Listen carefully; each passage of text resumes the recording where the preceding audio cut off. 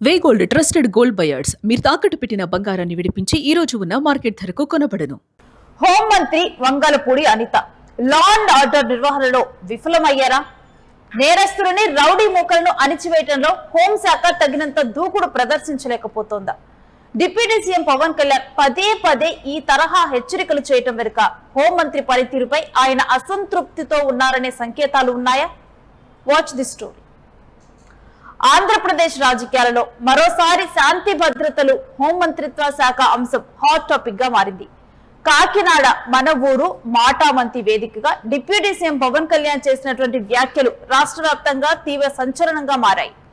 నేను హోంమంత్రిని కాదు, అది క్రిమినల్స్ అదృష్టం అంటూ పవన్ కళ్యాణ్ మరోసారి చేసినటువంటి ఘాటు వ్యాఖ్యలు ఇప్పుడు కూటమి ప్రభుత్వంలో అంతర్గత చర్చకు దారితీశాయి. శాంతి భద్రతల విషయంలో తానే గనక హోంమంత్రిగా ఉంటే పరిస్థితులు వేరేలా ఉండేవట్టు పరోక్షంగా హెచ్చరించారు. ఈ నేపథ్యంలో కూటమి ప్రభుత్వంలో హోంమంత్రిగా ఉన్న వంగలపూడి అనిత టార్గెట్ గా పవన్ ఈ వ్యాఖ్యలు చేశారా? రాష్ట్రంలో లా అండ్ ఆర్డర్ నిర్వహణలో హోంశాఖ విఫలమైందా అనే సరికొత్త రాజకీయ చర్చకు ఈ కామెంట్స్ తెరలేపాయి. ఇలాంటి వ్యక్తులను కనుక మీరు ఎంకరేజ్ చేస్తే, ఇలాంటి భావజాలాన్ని ఎంకరేజ్ చేస్తే భవిష్యత్తు మీకే ఊహించుకోలేని పరిస్థితుల్లో మీరు ఉండిపోతారు.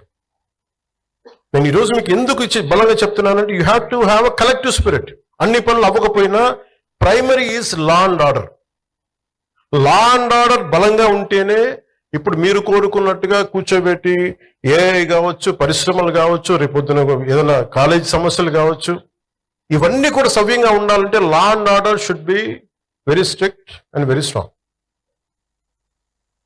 నేను హోమ్ మినిస్టర్ని కాదు, అది నా పరిధిలోకి రాదు, అది క్రిమినల్ తాలూకు అదృష్టం.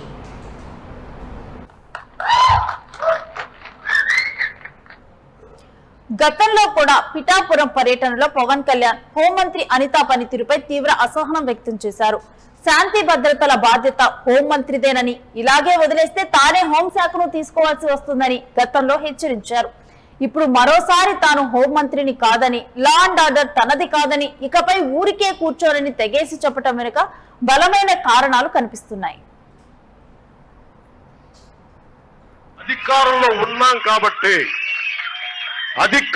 ఉన్నాం కాబట్టి సంయమనం శాతగా కాదు. పోలీసు అధికారులు కూడా చెప్తున్నాను, డీజీపీ గారికి కూడా చెప్తున్నాను, ప్రజల ఆవేదనను మీకు తీసుకొస్తున్నాను. ఇంటెలిజెన్స్ అధికారులకు చెప్తున్నాను, జిల్లా ఎస్పీలకు చెప్తున్నాను, జిల్లా కలెక్టర్లకు చెప్తున్నాను. లా అండ్ ఆర్డర్ చాలా కీలకమైంది అభివృద్ధికి.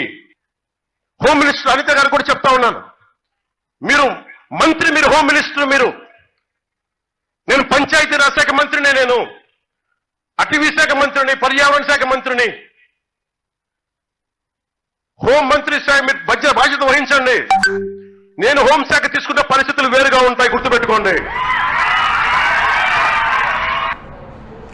రాష్ట్రంలో జరుగుతున్న కొన్ని నేరాలు, అత్యాచారాలు, సోషల్ మీడియా వేదికగా మహిళలపై జరుగుతున్న ట్రోలింగ్ పై ఆశించిన స్థాయిలో చర్యలు లేకపోవడంపై పవన్ అసంతృప్తిగా ఉన్నట్లు తెలుస్తుంది. పోలీసులు ఇంకా పాత పద్ధతిలోనే మీనమేషాలు లెక్కిస్తున్నారని, క్రిమినల్స్ కు కులకోణంలో చూడటం వల్లే రూల్ ఆఫ్ లా సరిగ్గా అమలు కావటం లేదని ఆయన భావిస్తున్నట్లుగా తెలుస్తుంది.